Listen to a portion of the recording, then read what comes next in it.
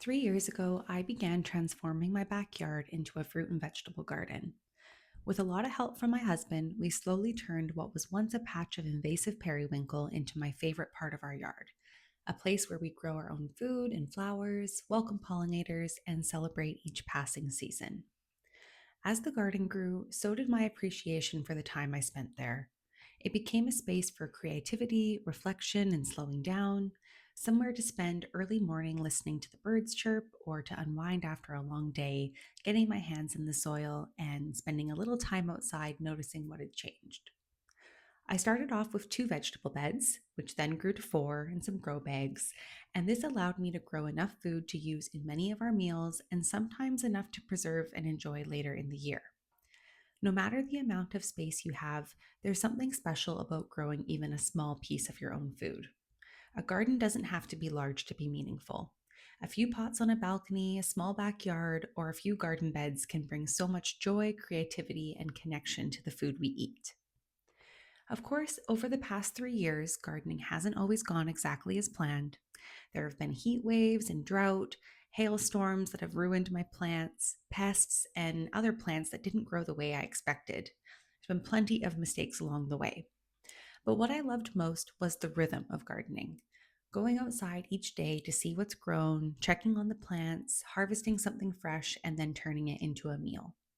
There's something incredibly satisfying about sitting down to eat and knowing that some of the ingredients came from your own backyard, or being able to run outside and put together a beautiful vase of flowers for a friend. This past year, my garden began to grow in a new direction. My best friend was getting married, and I decided to grow flowers for her wedding reception. I spent months planting, tending, watching the flowers grow, and hoping that they would be ready in time. Then, when the wedding arrived, I got to harvest the flowers and turn them into bouquets. Putting those arrangements together, playing with color, texture, shape, and all the beautiful little details awakened a creativity in me that I hadn't used in a long time, and I absolutely loved it. That experience inspired me to keep growing flowers, and I decided to start my own little roadside flower stand where I could share bouquets grown right here in my backyard with other people in my community. I think what makes gardening so special is that no matter the time of year, there's always something to look forward to. Gardens are always changing, they're always growing, adapting, and surprising us. Even when something doesn't work out, there's usually something new to plant, something else beginning to bloom, or another season to look forward to. In many ways, I think gardens are a lot like our lives. They remind us that growth takes time, that seasons change, that failure teaches us lessons, and that there's always something to hope for tomorrow.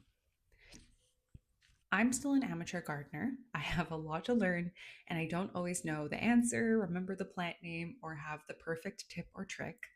But I believe the world could use more gardens, more flowers, and more people who feel connected to the food they eat and the creativity that can come from growing something yourself. So, I want to share my little corner of the earth with you and all the things I grow, create, harvest, and celebrate here.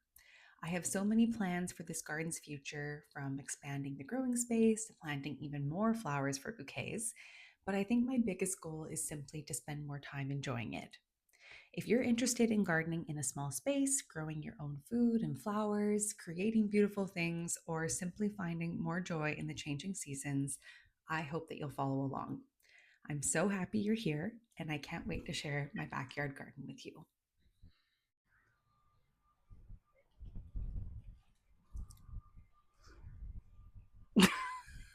Oh no.